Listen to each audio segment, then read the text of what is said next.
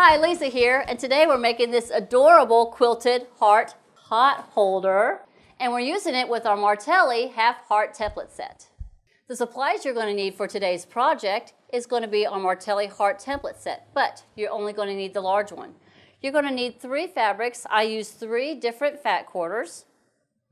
Of course, our Martelli Rotary Cutters. You're going to need some Insulbright, and it is that product that you use that you use in between your projects so that it will keep the heat from getting through. You're also going to need some regular batting. I use 100% cotton batting. You're going to need some basting spray and some scissors and, of course, coordinating thread. To use the Martelli template, you're going to go ahead and take it, have your fabric folded in half, and you're going to place your template onto your fabric along that fold, and we're just going to cut around that heart.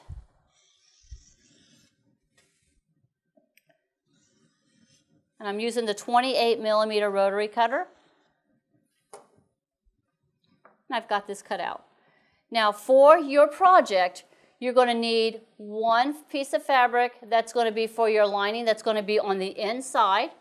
You're going to need 2 complete hearts for the pocket that your hands slip into. And then you're going to need a piece of fabric cut for the backing of it. With that same template, you're also going to cut out some batting. You're going to cut out 2 pieces of batting, complete hearts. It's going to go on the inside for your handle.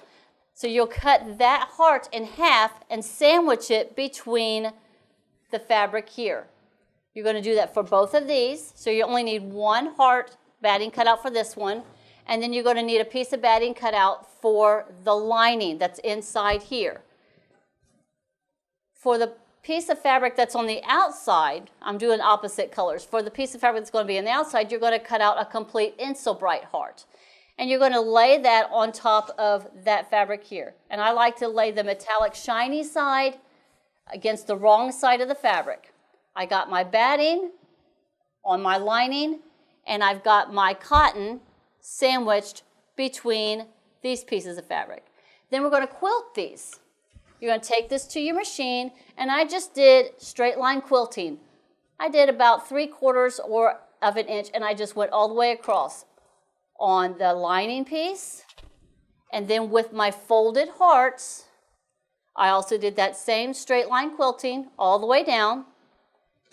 And then with the piece that has the Insulbright, the exact same thing. I did the quilting all the way across. Okay, so you can see I already pre-done these here.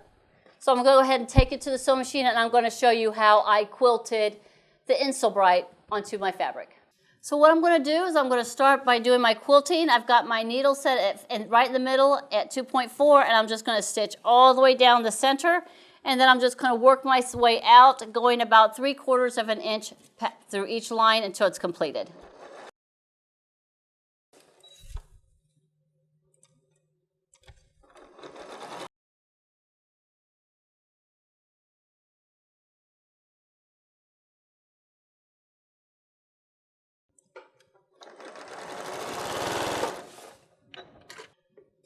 All right, now that all the pieces are quilted, this is going to be the back, this is going to be the lining, and these are the pieces that your hands will slip in. So there's a trick to layering this up. First, I'm going to have the piece that's going to be on the inside, it's going to be laying down with the backing on the bottom. Then you're going to take your 2 half heart pieces, and then you're going to lay them on here with the folded part in the center, and you're just lining up the edges all the way around. So you're going to have those folded pieces touching, and then this is the piece that has the Insulbright on it. You're going to turn this and lay this on top of your pocket pieces, fabric side down, Insulbright on top. And you're going to line up all of your edges. Then what you're going to do is you're going to sew all the way around about 1/4 of an inch When you get to about right here on this straight edge, you're going to stop, back tack, leave about a 2-inch space, back tack again, and then continue sewing all the way around. You're leaving that opening there so that you have a place where you can turn it out, and so everything would be in the right orientation. All right, so I'm going to go ahead and get that started. You can pin this, but it's a kind of a small project, so you could get away with not having to pin it, but if you believe in pinning it, if you want to pin it, you can pin it all in place. I'm just going to hold it down, and I like to start right here at the top of the point and then work myself around.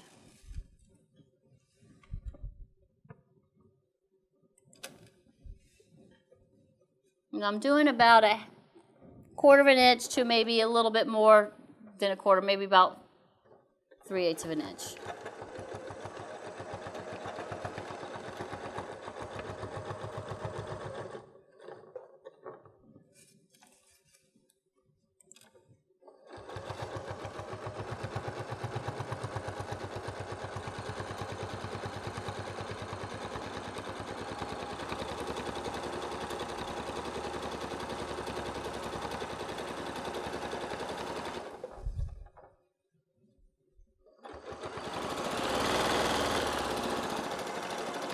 Back tacking to leave that space.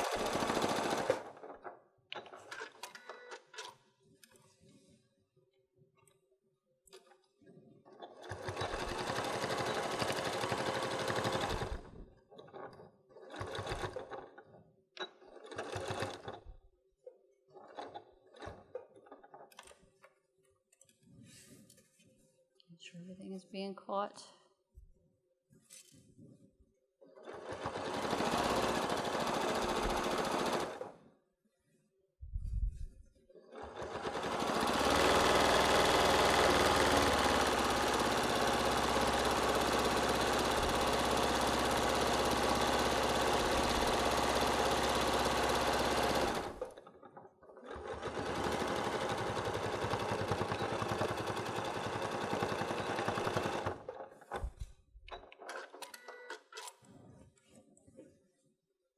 All right, then you're going to take your scissors and you're going to cut this out right here. You're going to do some clips all along the edges here. So that's, for that curve. You're going to do it all the way around the curve here, and then you're going to go ahead and flip it out. Okay, so after you have it all turned out, you still have this little opening right here that you've got to close in. So what I do is I get it all hunkered in there, and I am going to just do a quick top stitch all the way around. And that's going to close that and make it look nice and pretty on the outside.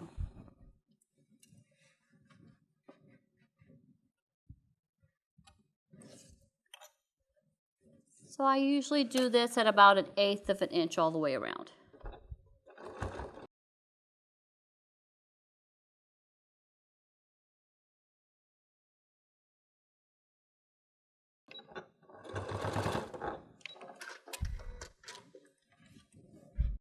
Okay, so here are the two that I made today. So this one has the red interior, and I have the coordinating fabric in the back. This one has the coordinating fabric on the inside, and I've got the red on the back side. But you can also make these reversible. If I wanted that red to be on the inside, I can go ahead and flip it back through.